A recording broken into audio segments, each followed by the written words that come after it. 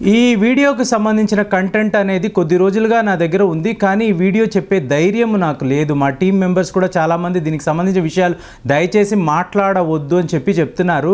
కానీ ఎంతోమంది యంగ్స్టర్స్ ఈ వీడియో చూస్తూ ఉంటారు కాబట్టి మీకు తెలియాలనే ధైర్యం చేసి నేను ఈ వీడియో చేస్తున్నాను. దయచేసి నన్ను క్షమించండి ఈ విషయాలు నేను మాట్లాడుతున్నందుకు. కానీ ఏంటంటే మనము అది నాలాంటి ఒక జాతీయవాది, భారతదేశము అంటే చాలా చాలా గొప్ప దేశం, ఇలాంటి ఒక దేశం ప్రపంచంలోనే ఉండదని పదే పదే ఎన్నో వందల వీడియోలు నేను వీటికి సంబంధించి మాట్లాడి ఉన్నాను. ఒక సూపర్ పవర్గా ఈ దేశము ఎదగాలి అని చెప్పి కలలు కంటున్న వ్యక్తులు మా లాంటి వాళ్ళం ఉన్నాము. కానీ ఏంటంటే ఈ దేశంలో జరుగుతున్న కొన్ని పరిణామాలు చూసినప్పుడు చాలా చాలా బాధ వేస్తుంది. అసలు ఇలా ఎందుకు జరుగుతుంది, అసలు మానవతావాదం అంటే ఏంటి అని కూడా వీళ్ళకి తెలియదా అని చాలా ఆశ్చర్యం వేస్తుంది. సో ఇలాంటి వ్యక్తులు మనతో పాటే ఈ దేశంలో బతుకుతున్నారు అన్నప్పుడు చాలా బాధ వేస్తుంది. ఇప్పుడు చూడండి, ఒక మెట్రోపాలిటన్ సిటీ ఏంటంటే ఆ నగరం అనేది మన తెలుగు రాష్ట్రాల్లో లేకపోవడం మనం అదృష్టం చేసుకున్నామని అనుకోవాలి. సో ఈ మెట్రోపాలిటన్ సిటీలో ఒక వ్యక్తి అంటే మామూలు జ్వరంతోనే వస్తున్నాడు. ఒక ప్రభుత్వ ఆసుపత్రికి వెళ్ళినప్పుడు వాళ్ళు ఏం చేస్తున్నారు అంటే ఇది మామూలు జ్వరము కాదు, ఇది కోవిడ్కి సంబంధించిన జ్వరం అని చెప్పి తీసుకువెళ్ళి అతన్ని కోవిడ్ వార్డులో పెడుతున్నారు. అంటే ఏంటి, ఒక మామూలు జ్వరంతో వస్తే అతనికి కోవిడ్ ఉంది అన్నట్టుగా పెడుతున్నారు, తరువాత రికార్డ్స్లో రాస్తున్నారు. ఎందుకు వీళ్ళు ఇలా చేశారు? మామూలుగా ఉన్నవాడికి మందులు ఇస్తే వాడు వెళ్ళిపోతాడు కదా అంటే లేదండి. ఆ రాష్ట్ర ప్రభుత్వం ఏం చేస్తుందంటే ఒక్కొక్క కోవిడ్ పేషెంట్ అడ్మిట్ అయినప్పుడు అతని కోసం 22,000 రూపాయలు వాళ్ళు ఖర్చు పెడుతున్నారు. అంటే 22,000 రూపాయలు ఈ వైద్య సిబ్బందికి రావాలి అంటే వచ్చే ప్రతి ఒక్క వ్యక్తికి కూడా ఈ వ్యాధి ఉంది అని చెప్పి మీకు రిజిస్టర్లో రాయాలి. రాసిన తర్వాత ఇతను తీసుకువెళ్ళి వీళ్ళు లోపల అడ్మిట్ చేస్తారు. ఇక్కడ ఏంటి విషయం అంటే ఈ వ్యక్తి ఎవరైతే అడ్మిట్ అయ్యాడో ఇతనికి అయ్యే ఖర్చులు 2,000 నుంచి 3,000 రూపాయలు. భోజనం పెడతారు, ఏవో మందులు ఇస్తారు, తర్వాత ఇతని పంపించేస్తారు. కానీ ప్రభుత్వం ఇచ్చే డబ్బు అంటారా 22,000. కాబట్టి ఆ డబ్బును అంటే 2,000 రూపాయలు ఖర్చు అయిందా అనుకోండి, 20,000 రూపాయలు వీళ్ళకి మిగులుతుంది కదా. ఈ వైద్య సిబ్బంది అంతా కూడా దీన్ని పంచుకోవచ్చు. కాబట్టి మామూలు జ్వరంతో వచ్చిన వ్యక్తికి కూడా ఇతను కోవిడ్ ఉంది అని చెప్పి అడ్మిట్ చేసి అంత దారుణాలు వీళ్ళు చేశారు. ఇది జరిగింది. ఇక తరువాత స్టేజ్ మీకు ఎంత దారుణమో చూడండి. ఒక వ్యక్తి నిజంగానే కోవిడ్ రోగంతో వచ్చాడు, ఇతను అడ్మిట్ చేశారు. అడ్మిట్ చేసినప్పుడు ఒక మాఫియాకు చెందిన వ్యక్తి, ఇతను ఏం మాఫియా అంటే ఈ కిడ్నీలను దొంగతనం చేసే ఒక మాఫియా. ఇతను ఆ డాక్టర్తో మాట్లాడుతున్నాడు, ఎలాగో ఈ వ్యక్తికి కోవిడ్ ఉంది కదా, ఇతను మరణించవచ్చు, మరణించాడంటే మాత్రము అతని కిడ్నీని నాకే ఇవ్వండి అని చెప్పి ఒక డీల్ కుదుర్చుకుంటున్నాడు.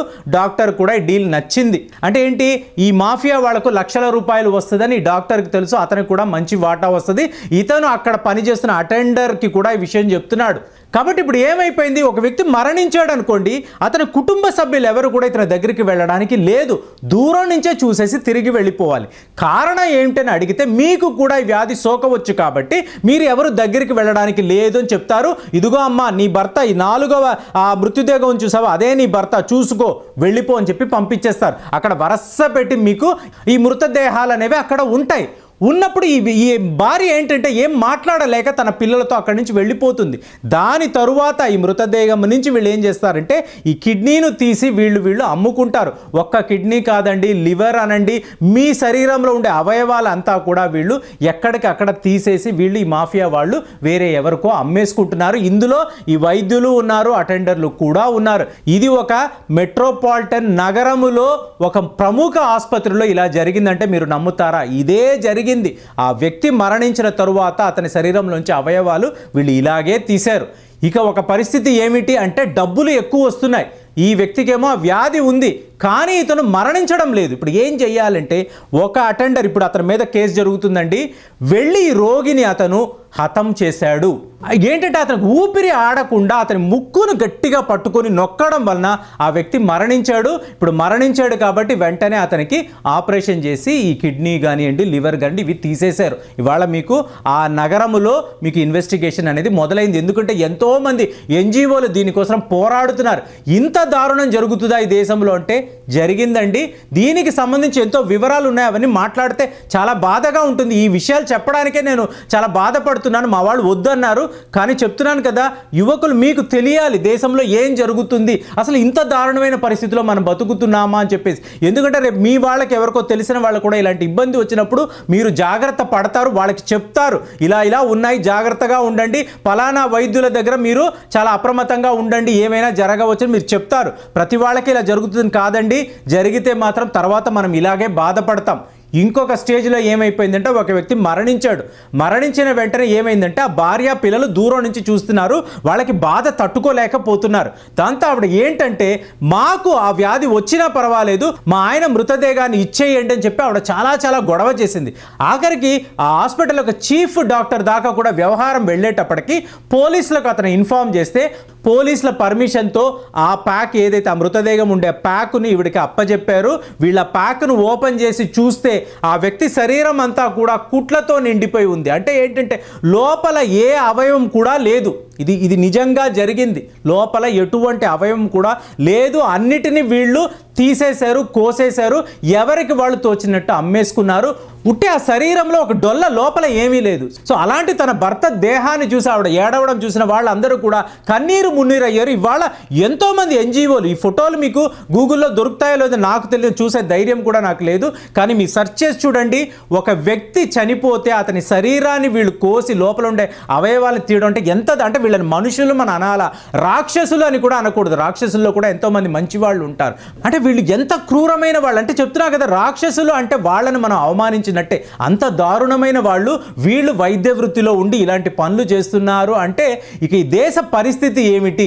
మనం ఎన్నో విషయాలు ఎంతో టెక్నాలజికల్గా ఎదుగుతూ ఉంటే ఇప్పుడు ఈ వ్యాధి పేరు చెప్పుకొని ప్రపంచ స్థాయిలో ఈ ధనవంతులు అందరూ కూడా ఒకలాంటి నాటకం ఆడుతూ ఉంటే ఇక్కడ ఇలాంటి గవర్నమెంట్ ఆసుపత్రుల్లో ఈ వైద్య సిబ్బంది అనండి, ఈ డాక్టర్లు అనండి, అటెండర్లు అనండి, మాఫియాతో కలిసిపోయి ఇలాంటి పనులు చేస్తున్నారంటే మనం ఏం మాట్లాడాలి? మనం వైద్యో నారాయణ హరిహి అని చెప్పుకుంటాము. సో అలాంటి వైద్యులు డబ్బులకు కకృతి పడి ఇలాంటి పనులు చేస్తుంటే మనం ఏమనాలి? ఇవాళ మెడికల్ అసోసియేషన్ వాళ్ళందరూ కూడా చాలా పెద్ద లెవెల్లో ధర్నాలు చేస్తున్నారు. మా రంగానికి ఇలాంటి ఒక కళంకాన్ని తెచ్చిన వాడిని ఎలా శిక్షిస్తారు? ఏ లెవెల్లో వీళ్ళని శిక్షిస్తే న్యాయం జరుగుతుంది? పాపం ఈ అమాయకులు వాళ్ళు ఏదో రోగమని వచ్చినప్పుడు వాళ్ళ శరీరాలతో మీరు ఇలా ఆడుకుంటారా? ఈ విధంగా వ్యాపారం చేస్తారా అని చెప్పి చాలా బాధపడుతున్నారు. కానీ బాధపడి ఏం ఉపయోగం అండి? జరగాల్సిన డ్యామేజ్ అనేది ఆల్రెడీ జరిగిపోయింది. కొన్ని నగరాల్లో అయితే వందల శవాలు అనేవి మాయమైపోతున్నాయి. ఎందుకంటే మీ కుటుంబ సభ్యులకు వాళ్ళు అప్పచెప్పరు, వాళ్ళు ఆఖరిగా వాళ్ళని చూడడానికి కూడా అలో చేయరు. ఇటు నుంచి ఆ మార్చరీలోకి వెళ్ళిన తర్వాత ఆ శవం ఏమవుతుందో కూడా ఎవరికీ తెలియదు. మరి ఇలాంటి ఒక అవకాశం ఉన్నప్పుడు మాఫియా వాళ్ళు వదిలిపెడతారా, లేకపోతే ఇలా డబ్బులకి లాలూచి పడే వైద్యులు వదిలిపెడతారా? అదే ఇక్కడ జరిగింది. కాబట్టి వీడియో పెట్టిన దానికి ముందు నన్ను క్షమించండి, కానీ వేరే మార్గం లేక మీలో ఒక అవేర్నెస్ తీసుకురావాలని నేను ఈ వీడియో చెప్పడం జరిగింది. సో ఇందులో ఉన్న విషయాల గురించి ఒకసారి ఆలోచించండి. మీరు మాత్రం చాలా జాగ్రత్తగా ఉండండి. ఎవరైనా అమాయకులు ఇలాంటి విషయాలు ఇరుక్కుపోతే మాత్రం దయచేసి వాళ్ళకి సహాయం చేయండి. ఎందుకంటే వాళ్ళు తెలియకుండా వెళ్ళినప్పుడు వాళ్ళ శరీరాలతో వీళ్ళు ఏమైనా చెయ్యొచ్చు. ఒక అనెస్థీషియా ఇచ్చి మీ శరీరంలోని ఒక కిడ్నీని వాళ్ళు తీసేయవచ్చు. ఎవరికి ఏమీ తెలియదు. ఎందుకంటే మన దేశంలో లిటరసీ రేట్ అనేది చాలా తక్కువ. చదువుకున్న వాళ్ళు కూడా ఎంతోమంది మూర్ఖులు మన మధ్య ఉంటూ ఉంటారు. కాబట్టి వాళ్ళందరికీ కూడా ఇలాంటి ఒక అవేర్నెస్ క్యాంపెయిన్ చేయాల్సిన అవసరం ఉంది. కాబట్టి నేను ఈ వీడియోలో ఇలాంటి విషయాలు మాట్లాడాను. మళ్ళీ అంటున్నాను, నన్ను క్షమించండి. మీరు మాత్రం జాగ్రత్తగా ఉండండి. తక్కిన వాళ్ళు కూడా ఇలాంటి వివరాలు చెప్పండి, చెప్పాల్సిన అవసరం ఉంది. బాధపడతారు, కొంతమంది ఏడుస్తారు, కానీ ఇదే నిజము. మళ్ళీ కలుద్దాం. జై హింద్ నేను అనట్లేదు, ఎందుకంటే ఇలాంటి ఒక విషయం విన్న తర్వాత జై హింద్ మనం అనడానికి దానికి ఎటువంటి అర్థం లేదని అనిపించింది. కాబట్టి మీరు మాత్రం జాగ్రత్తగా ఉండండి. హాస్పిటల్స్ విషయంలో ఇంకా జాగ్రత్తగా ఉండండి. ఎంతమందికి వీలైతే అంతమందికి కూడా ఇలాంటి విషయాలు జరుగుతున్నాయి, జాగ్రత్తగా ఉండండి అని దయచేసి చెప్పండి.